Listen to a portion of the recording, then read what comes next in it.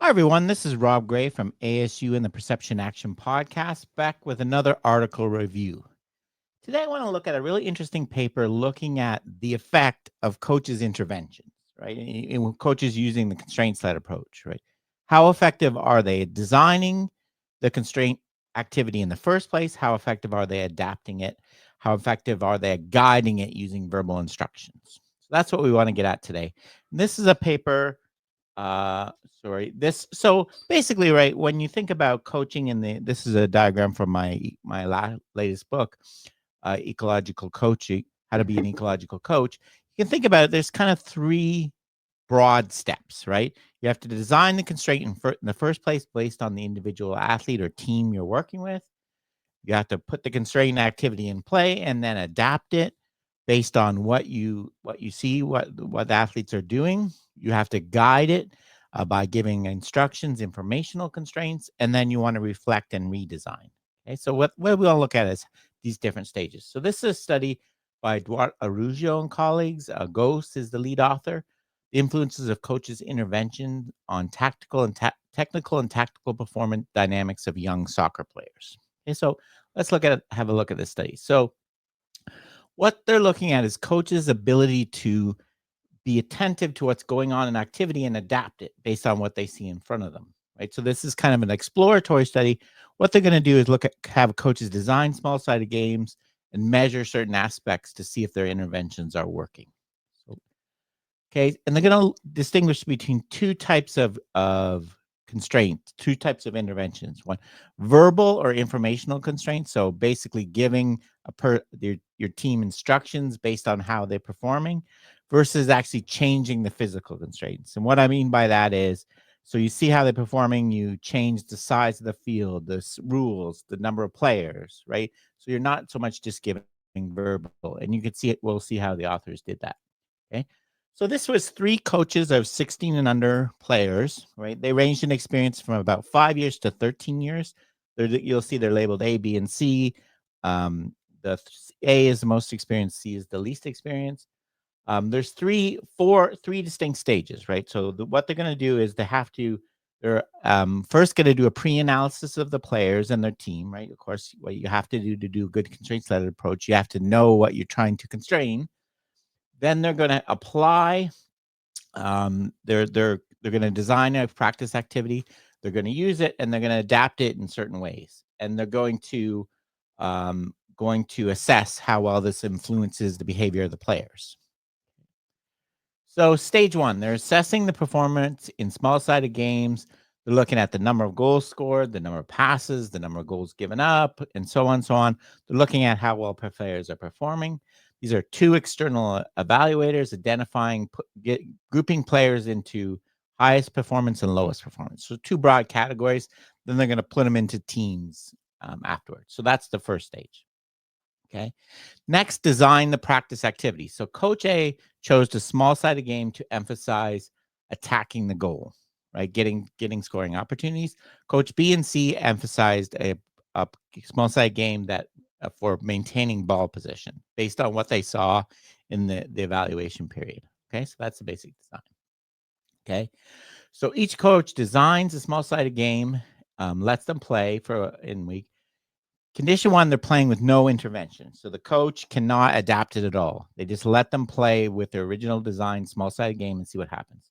Second phase, they're only allowed to use verbal information. So before they go back into the activity, the coach can give them instructions, can intervene during it, right? And guide the activity based on what they're seeing. Number four, the game interventions. This is when they're allowed to change the actual constraint activity, the size of the playing area, the position of the goals, whatever they want to change, based on what they're seeing. So all the coaches are going through all the steps. So just letting the activity run, using only verbal constraint, using only adaptation of physical task constraints. And then the last condition, they could do whatever they want. It was free intervention. They could use more verbal instruction, more adaptation of the task constraint, physical task constraints, or a combination of both. Okay, so that's the four phases. What they're going to do is they're going to use what's called an offensive sequence characterization system. This is partly the work developed by Duarte Araujo to look at kind of kind of possession and organization of teams using a kind of a dynamical systems approach. So there's some simple measures of duration on ball, how long the ball is possessed, how many players are involved, how many touches, right? Getting more into art stuff, they're going to look at spatial exploration, how many surface area covered by the team, size and shape of the surface area, the stretch index, how much the team stretches and contracts, right? This is all draw work, right? Using dynamical measurements of team performance.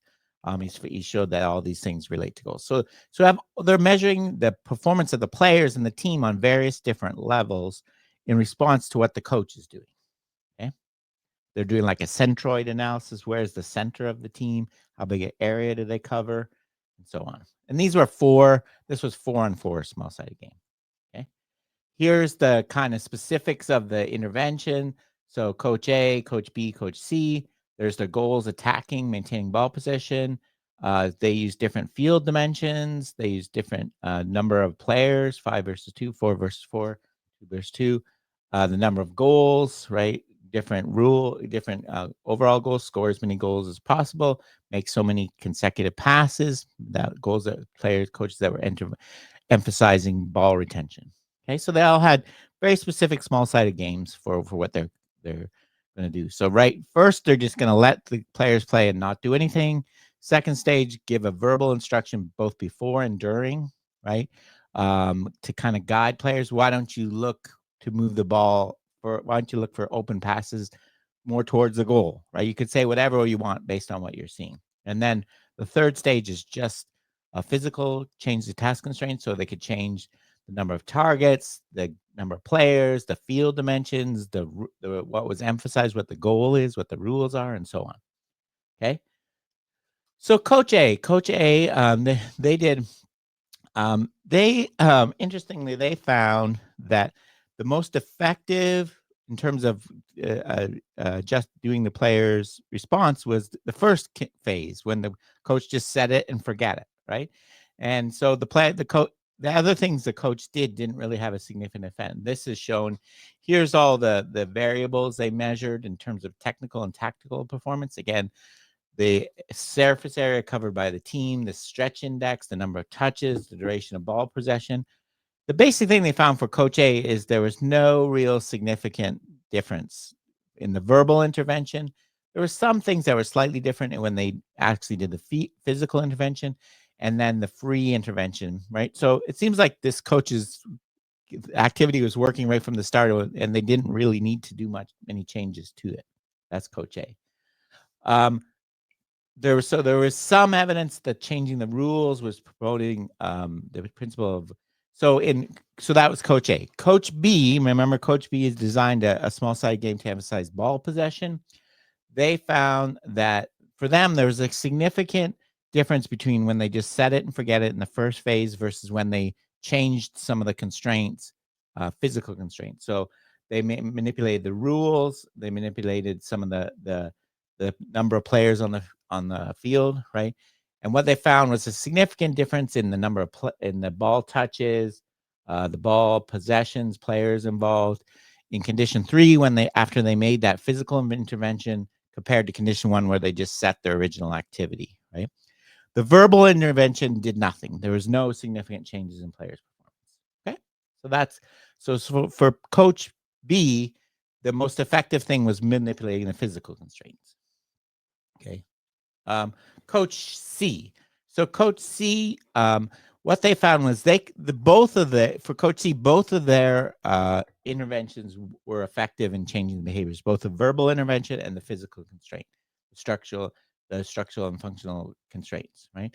So they found significant differences in both condition 2, where they were just allowed to use verbal intervention, and in condition 3, and in condition 4, where they were allowed to do whatever they want. So this coach obviously was fairly the couple things. One, maybe their activity wasn't designed as well in the first place, and or they seemed to be better attuned to what was going on, how players were responding and making adjustments, right? We can't really differentiate those two, right? So some interesting differences for the three coaches, right?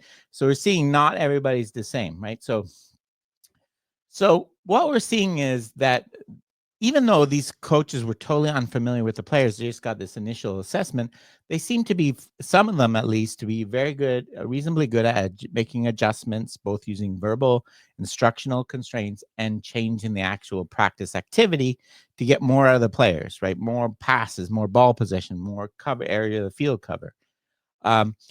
And so we seem to be, there's evidence that we can do this, right? This is something people, that I emphasized in my last book, being attuned, being to what's going on and adaptable, right? That's what we're seeing here. What they emphasize, though, interestingly, Coach A, right? They seem to get it pretty right from the start, right? The players had pretty high scores right from putting the intervention in the first place. It didn't need a lot of guidance or changes, right? That's going to happen sometimes. So it's important to consider that in certain situations, there's no need for intervention beyond the design. Just allowing the players to explore the small-sided game activity, constraints-based activity was effective there. They didn't need a lot of guidance or adaptation of the activity. Right? Coach B was good at using mostly adapting the physical constraints. Coach C was both verbal communication and adapting the physical constraints, right? So we get different coaches' intervention strategies working more or less effectively, right?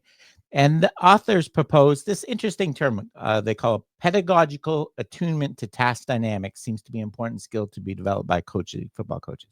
Pedagogical attunement, right, is what I was talking about in my last book, being attuned and adaptive, being able to observe your players and your team and to be able to understand what's the best way to intervene by saying something, by just reinforcing, by giving different types of instructional constraints, or actually by changing the physical nature of the constraints that activity again, right? A coach needs to be able to, that's the art of coaching, right?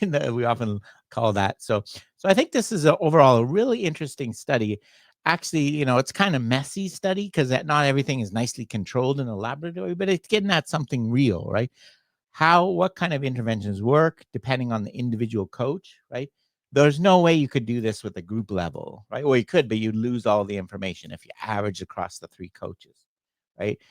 You'd lose all the information. So different coaches are going to have different skills, right? They're going to have their own individual constraints that makes them better at either using verbal or physical. So that's what we're seeing here. So I think this is a really interesting study, kind of exploratory, um, individual level case study work that, as I keep saying, we need more and more of. Okay, that's it for today. Thanks for joining me. Cheers for now and keep them coupled.